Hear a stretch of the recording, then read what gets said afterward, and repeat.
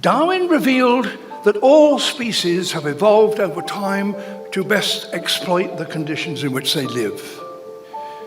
He further realized that these conditions are not simply those of geography and climate, but also their relationship to other lives that live alongside.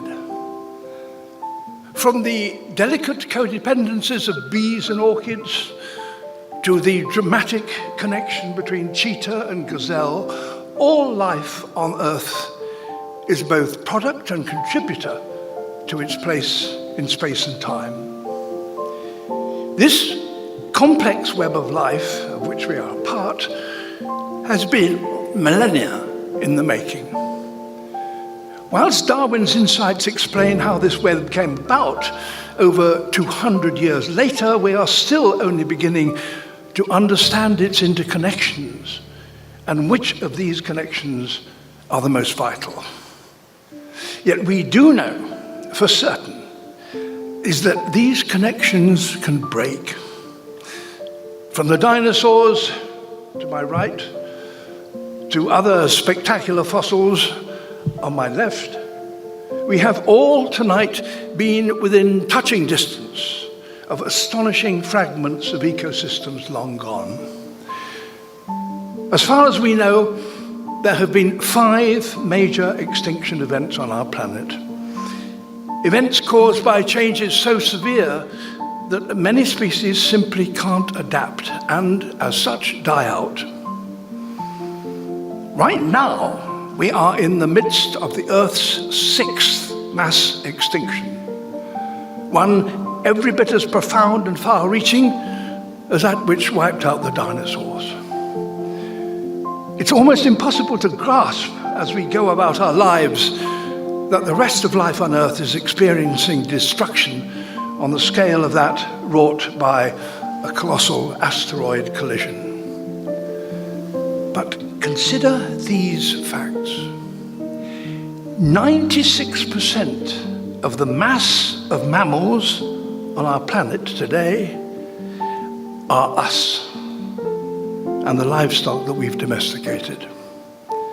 Only 4% is everything else, from elephants to badgers, tigers to bats. 70% of all birds are now domesticated poultry, mostly chickens. Nature once determined how we survive. Now we determine how nature survives. One of the things Darwin's work has taught us is that we break nature's connections at our peril. Yet break them we do at ever greater speed. The impacts of our growing population and our consumption now directly threaten our own future.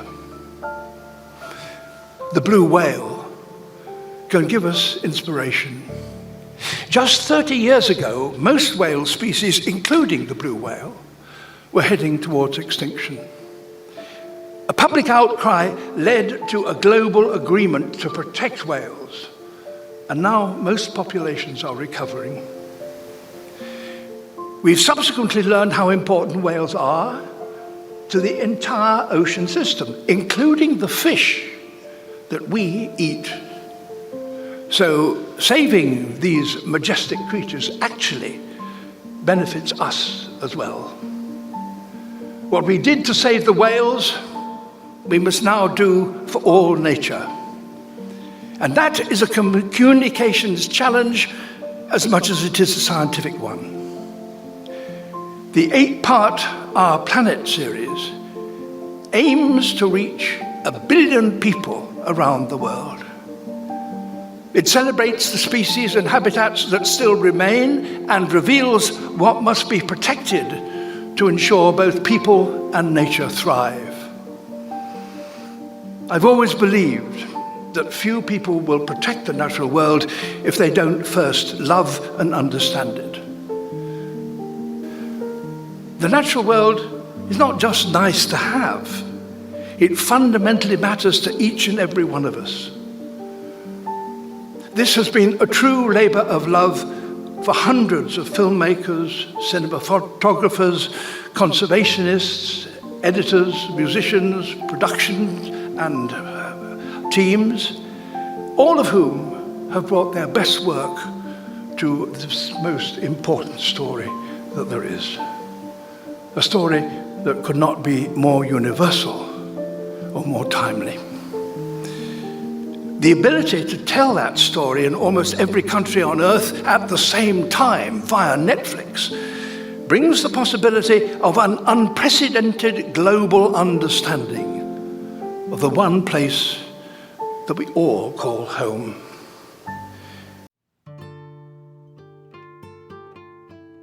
The 6 years since the Paris Climate Agreement have been the 6 hottest years on record.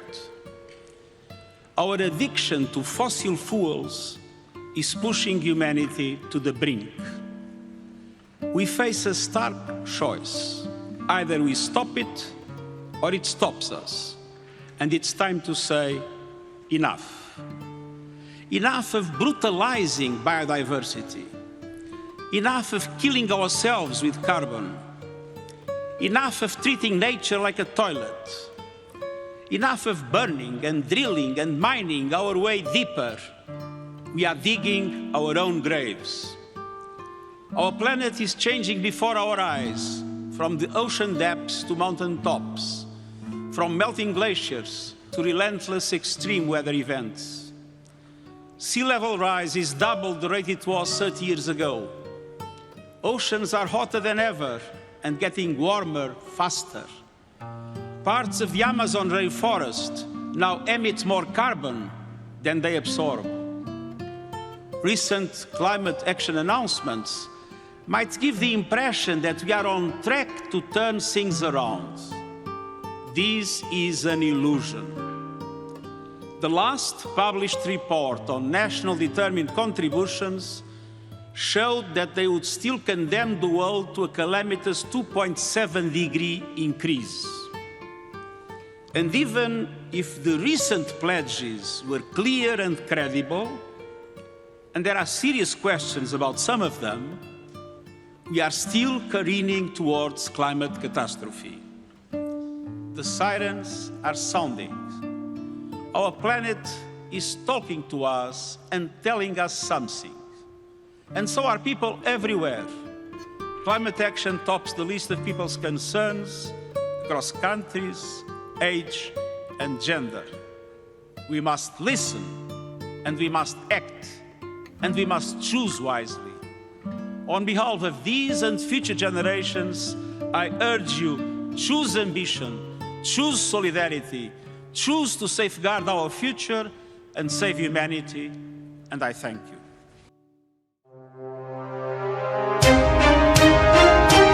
The damage that is done, we are in for the worst socioeconomic and geopolitical crisis in modern history. Tell me one brilliant thing the federal government has done in my lifetime, and I'm 75 years old. What have they ever done? They're a bunch of losers. They're freaks. I don't know how people could look up to these clowns. Look at, as I say, GC's 3 Gs, guns, gold, and a getaway plan.